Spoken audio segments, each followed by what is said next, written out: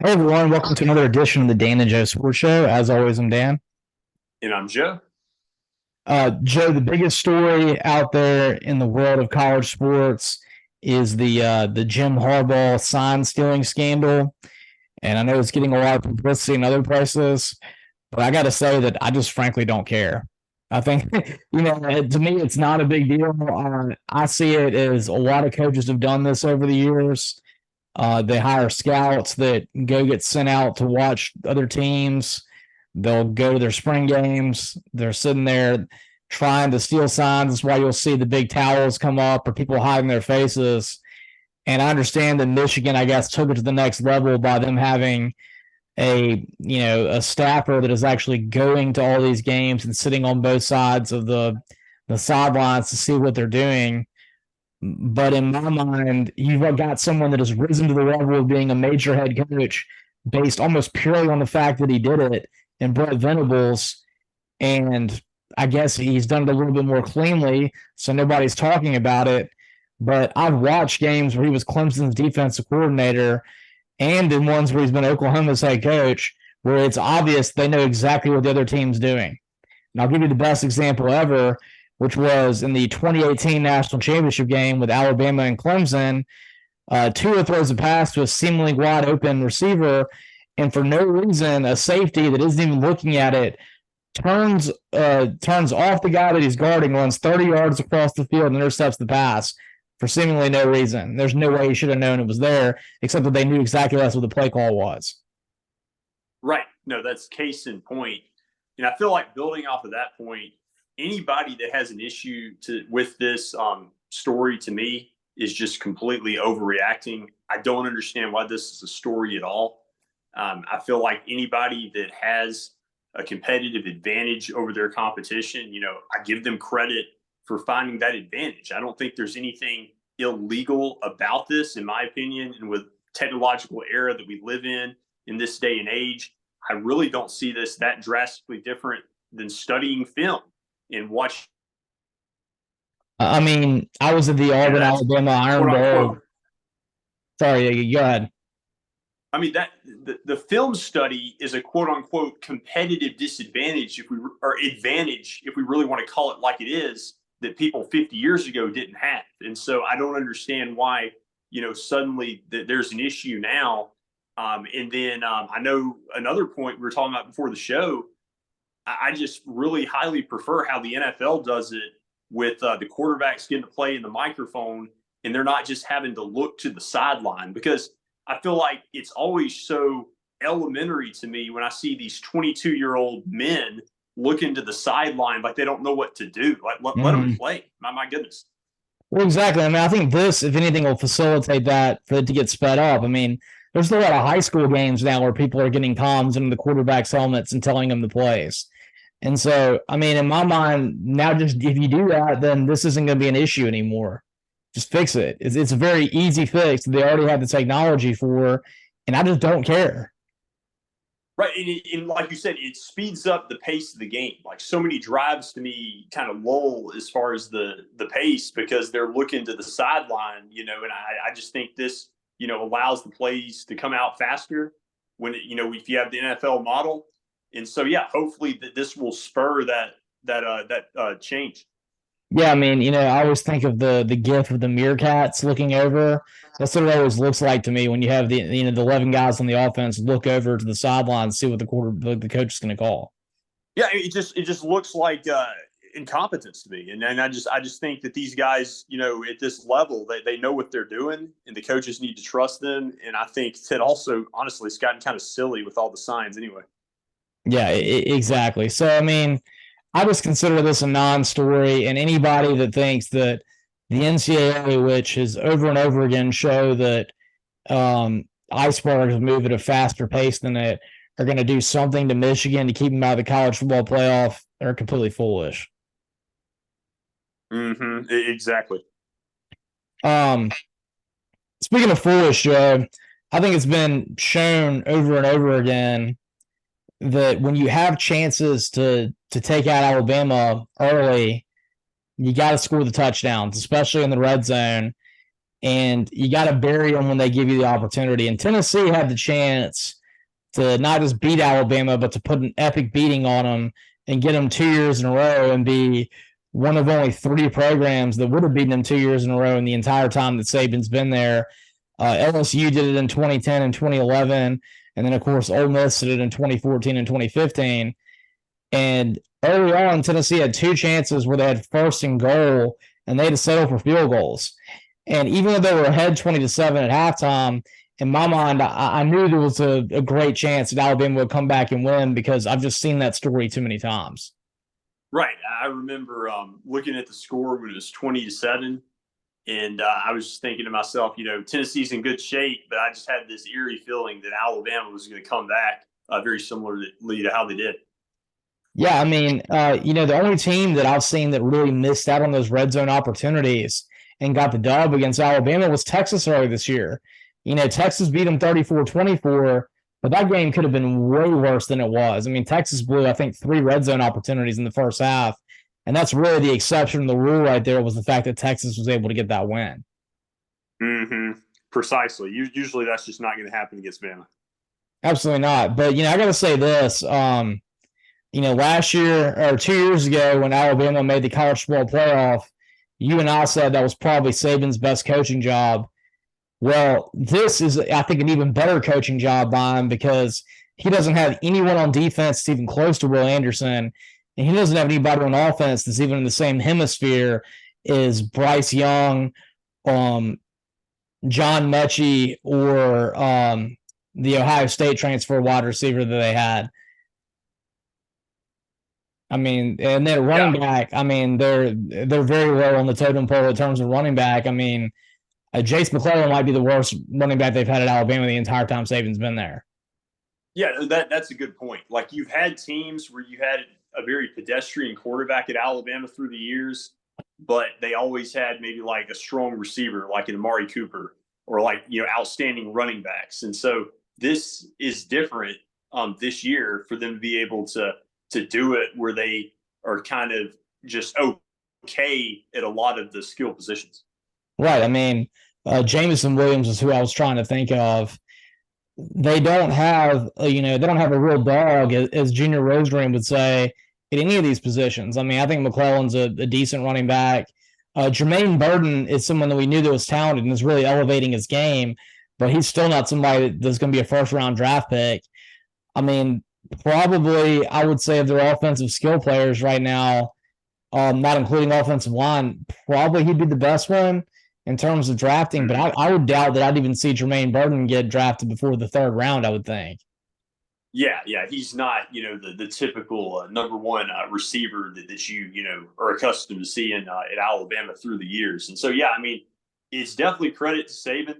We talk about it so many times, how even when he has a coordinator shuffle and new guys coming in at those positions, they still make it work. And this year, unlike any other, there was so much talk a month ago about the end of the dynasty and where this season was going to go. And people were like, oh, this team might lose 3 or 4 games. And so I think for them to do it through that entire totality of the circumstances, the limited offensive talent relative to other years, and then kind of the pressure that was supposedly there earlier in the season.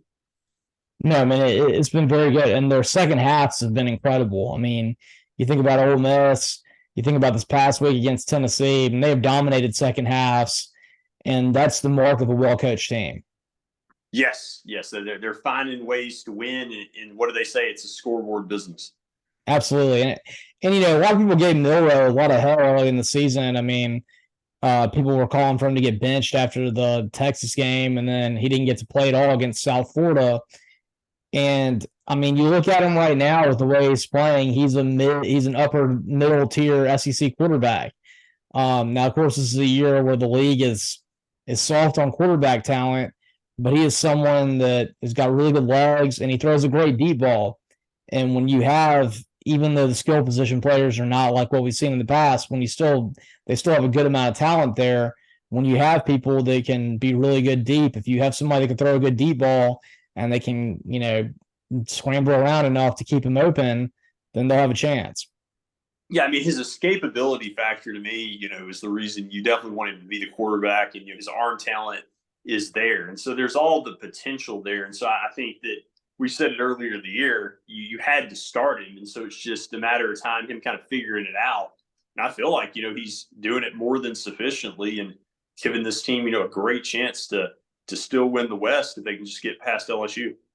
Right. What's interesting too is everybody was really against Tommy Rees, and everyone was like, "Why would he hire this guy? I mean, this offense is so bland and blasé." But when you look at the talent that they had on offense, I mean, Saban's been around the block well enough, and he's seen the kind of offenses he had when he had Tua and Jalen Waddle and Jerry Jeudy and Devontae Smith, and seeing the ones where they're loaded of talent like that. And he saw this group of players, and he said, "I need to have an offense that's going to be grinded out, slow, running quarterback who can throw a deep ball and facilitate what is one of my better defenses that I've had lately." And that's what Tommy Rees is doing. So you may not think it's a pretty product, but it is an effective product. Yes, precisely. And, I think we'll probably see some, transfers come in, obviously, like anywhere in the offseason, and some personnel changes. I don't think they're looking at it as an ideal offense, but I think that for them, it's good enough.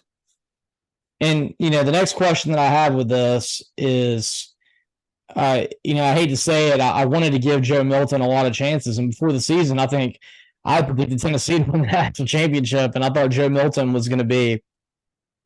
I was comparing him to T. Martin. I saw a lot of the T. Martin similarities 25 years later here, and he hasn't achieved that. I mean, he still has that great arm, and he threw one really good deep touchdown here. But I think what you're saying is, we were talking about skill player like decrease. I mean, the amount of talent that they had at Tennessee last year that left is they just couldn't replace it. I mean, when you looked at how great Hendon Hooker was, Cedric Tillman, I know Brew McCoy returned, but he was hurt. He wasn't available in this game. And then, of course, Jalen Hyatt. I mean, these are not guys that grow on trees. And so Tennessee, with a much better defense, even than they had last year, and a better running game, they just don't have the skill position guys this year to be able to put up the kind of numbers they did last year.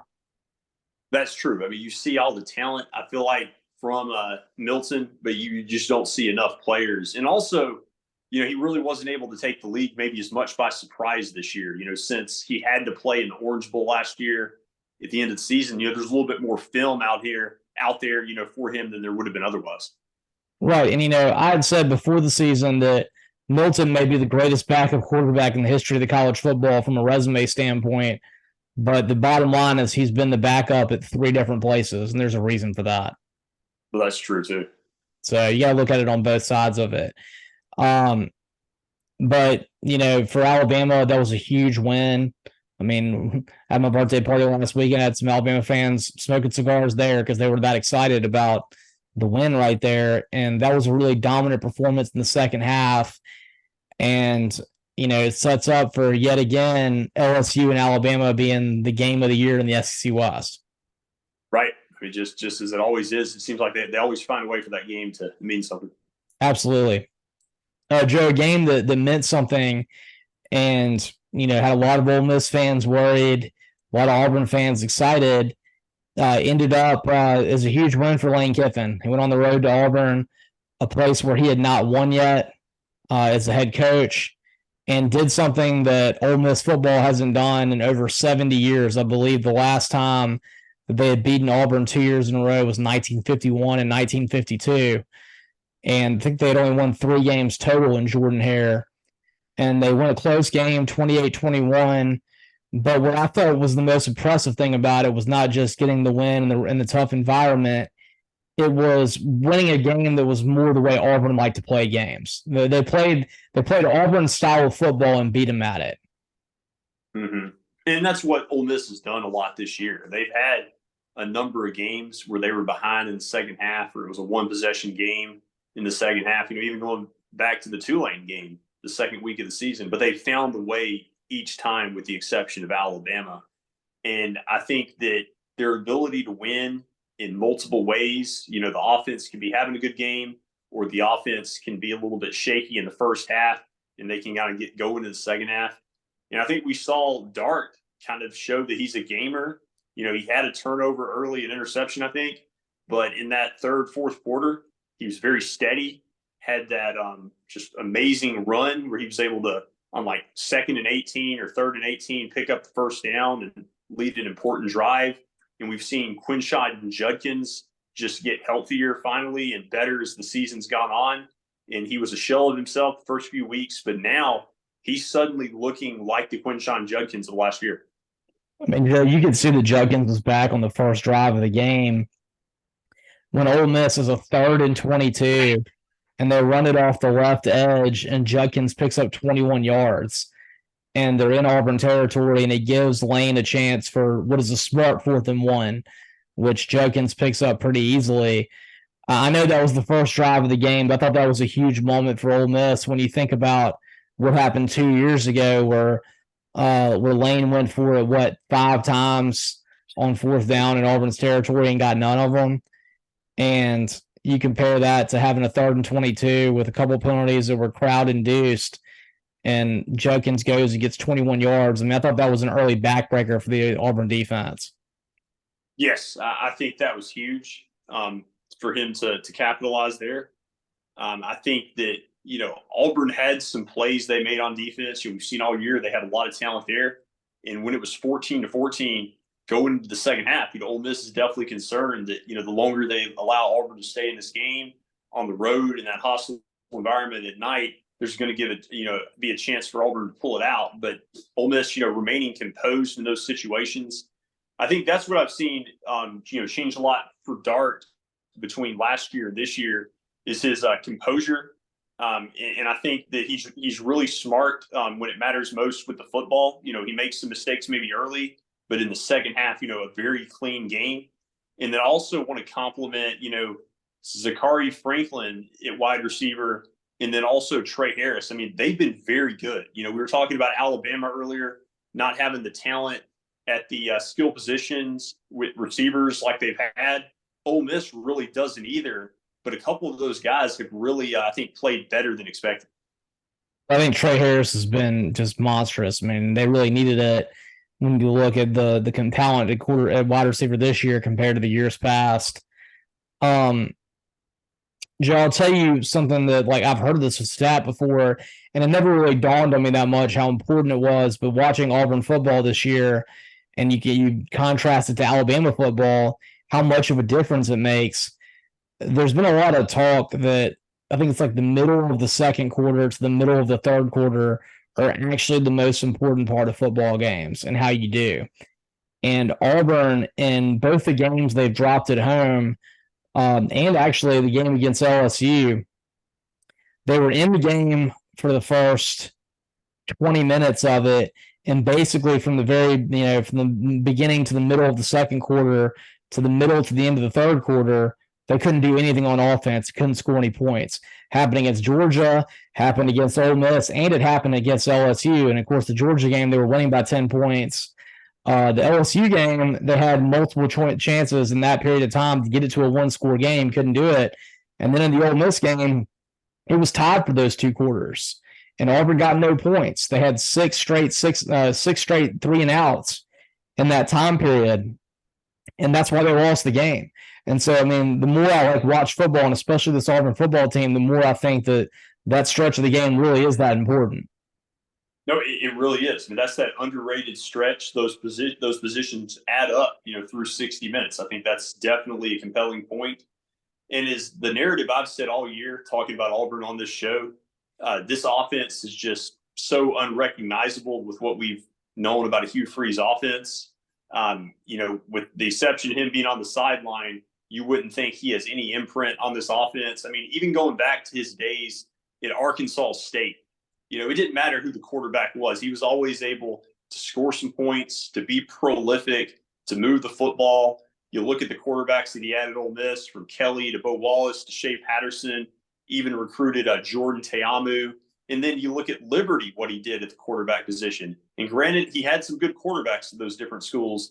But even if he had, you know, somebody that was a little bit lesser rated as far as recruitment, he still made them function at a high level within his offense. And to me, again, it's just virtually unrecognizable in the context of this offense this year for Auburn. Well, Joe, here's what the problem is, and it's a good thing, and it's a problem. Hugh Freeze has basically decided that this year is a wash, and you can see it, and that's why he's not making play calls. Allegedly, he's agreeing with whatever the game plan is by Philip Montgomery, but you can tell Hugh Freeze is not calling the plays on this offense, and that he's admitted that basically he is spending all of his time recruiting right now. And that even like on game days, like Auburn had some 30 recruits come to that Auburn Ole Miss game.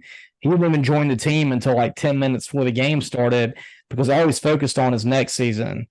And I think, if he was really in it like he is right now, I think he'd be playing Robbie Asher the entire season. And I think that's probably true. It seems like he's kind of conceded it. I think it surprised me that he's done that because I feel like a first-year Hugh Freeze has always been often his best coaching jobs. Arkansas State, Ole Miss, Liberty, he's always kind of exceeded expectations in that first year. And so I didn't expect him to do that this season. Yeah, I think he just knew that he had to bridge his talent gap, and I'm okay with it as long as he starts next week by winning the ones he's supposed to. Yeah, he's definitely got to capitalize there. Joe, speaking of winning the ones you're supposed to, I've been a huge North Carolina fan this year. I thought Mack Brown's coaching job has been excellent. Drake May has paired a good running game with very consistent quarterback play. And then most impressively has been Gene Chizik's defense. And I was really starting to believe, okay, maybe the ACC is not a one-horse race with Florida State being their only CFP contender, and that North Carolina is a real player in this. And last week, maybe the most shocking upset in recent history, they lose to a Virginia team that had won one game all season and that still is emotionally recovering from a former teammate killing 3 players last year that caused them to cancel the rest of the season and really rock their locker room. And I just don't understand how that happened. Yeah, it's like you said, one of the more puzzling losses and upsets in recent history. And I don't know if I expected North Carolina to run the table this year or even go 11-1, but this is a loss that you never would have expected on the schedule. No, absolutely not. I was kind of starting to think that maybe North Carolina was going to be undefeated when they played Florida State in the ACC championship. And now you wonder, are they going to beat Duke? Maybe they have a couple more losses on their schedule. I just don't know. That's a huge win for Virginia, and it's possible that at some point someone's going to make a Wheel on Marshall type movie about Virginia and have this game be kind of the pivotal point, like that game where Marshall finally wins one in that movie, Mm-hmm. Yeah, that's a good point. Very, very Hollywood-esque. Joe, speaking of Hollywood-esque, Ohio State, we talked about Alabama being inevitable, what they're doing. It seems like if you're a Penn State fan, you watch the same movie over and over again with your football team. You got a lot of good talent. You beat the teams you're supposed to, and not only do you beat them pretty handily. You have a great defense, but you always have limitations on offense. You'll usually have one really good wide receiver. You'll have a couple of good running backs. You'll have a quarterback who at times looks really good, and then other times very pedestrian. Sean Clifford was someone who Penn State fans seem to hate on. They kind of compared him to Bo Nix to an extent, and everybody looked at Drew Allar as this 5-star recruit who is going to be a potential first-round draft pick in the future. And he was putting up all these great stats. I think he had thrown either none or 1 interceptions for this game. But I think what happened against Ohio State really highlighted the fact that Penn State just hadn't played anybody. Mm-hmm. I think so. They obviously have beaten the teams they're supposed to win, but against Ohio State, it's a different challenge. And you definitely have to be frustrated. To your point, if you're Penn State, year in and year out, it's one of those teams they always have trouble with. And you're right. They wish that the expanded playoff was this year and not next year. No, Penn State is going to be the team, I think the single team that benefits the most of the expanded playoff, because if you look at James Franklin's tenure at Penn State, he would have had, I think, at least 4 teams that would have made a 12-team playoff. I think Lane Kiffin will like it a lot too. I think that it could potentially help him. Oh, definitely. I mean, I think there's going to be a lot of SEC programs that'll help. I mean, eventually Hugh Freeze will be happy about it. I think Josh Heupel will be happy about it. Shoot, maybe even, if things continue the way they are, maybe Eli Drinkowitz may get in one because of it. Yeah, that'd be something. But yeah, I mean, the one point Joe Drew Aller had a Halloween stat. He was 10 of 31 passing in that game. Which kind of like shocked me that they were having that much trouble running the ball, that he was throwing it that much, because of course they have Nick Singleton and Datron Allen, who are maybe the best 1-2 combo and running backs in the NCAA, with a really great offensive line, and their offense was completely anemic. I mean, Drew Aller looks like an Auburn quarterback in that game. Yeah, and you don't see that, to your point, in this day and age, with the efficiency, the precision of pass catching and throwing the quarterbacks to receivers, the connections they have, you just don't see anybody go 10 for 31 in major college football. Like, it seems like most of the time you hardly even see a drop. Like, it's just a question of whether you can tackle someone before they pick up the first down. So they really turned back the clock with that performance. Well, Joe, what's interesting is, I mean, Ohio State and Alabama have been mainstays for many years now in college football, but I feel like they're the same team this year. They have great defenses, kind of suspect offenses, but play really good second halves. And that's, again, what we saw in this game. And, we could, maybe you could see Ohio State and Alabama in the national championship, and it'd be a 7-6 game. And honestly, as crazy as it sounds, this year it looked like there's so much parity, and maybe there is, but it's kind of like, what is that saying about trying to beat the house? Like, the house always wins. Exactly. Joe, I was talking about the ACC earlier.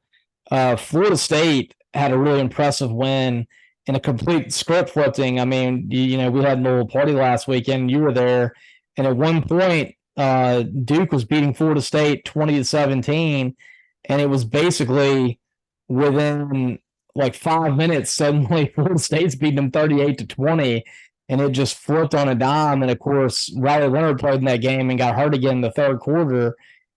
And I think we had talked about this earlier, like maybe that was the game that they should have sat Riley Leonard in. I mean, I think Duke's national championships hopes had already sailed when they lost to Notre Dame. The important thing was them getting in the ACC championship. I mean, that's a huge step forward for Duke. And you kind of thought that it might have been better for them to sit Riley Leonard for one more week, knowing they probably would have lost to Florida State, and to have him in against Louisville. And now, I mean, is he even going to be able to play against Louisville? That's highly questionable. Right. You're kind of the danger of letting Florida State beat you multiple times and really setting you back for the rest of the season. And it might kind of really turn bad from here. So that's definitely disappointing for Duke. But for Florida State, I have to give you credit, because you recognize from the start of the season that they had as good a chance as anybody in the nation this year. And I feel like, as good as they've been, I still feel like there's a lot of people that almost forget that they're undefeated. Yeah, and another thing too is I think Florida State is one of those teams that plays the level of their opponent. And when they've had their big chances this year, they have succeeded to high levels. I mean, look at LSU right now and imagine the fact that they lost to Florida State 41-17, and Florida State did that to them. And I just think that, outside of Clemson, Clemson played over their heads in that game, and FSU was still able to beat them. They need to get challenged again, but they put their best foot forward when they play their best competition. And that's what we saw again last week. And, that's kind of been that narrative largely throughout the country this year. You don't have that great team. I can't think of anybody. And Washington really has not had any close games, with the exception of Oregon in that challenge. But, a lot of these teams that are highly ranked have all kind of had close calls. That's kind of the theme. You don't have anybody that's out there really overpowering people by 20 points a game. That's right, Jay. And when we come back, we're going to talk about the games next week. But I do want to hit, to begin the next episode, what happened to USC and where they're going in the future. I want to thank all of our listeners. You can catch all of our episodes on Spotify. And of course, you can follow us on Twitter at DJ Sports Show. And of course, subscribe to our YouTube channel and catch us in live and living color. And as always, I'm Dan. And I'm Joe.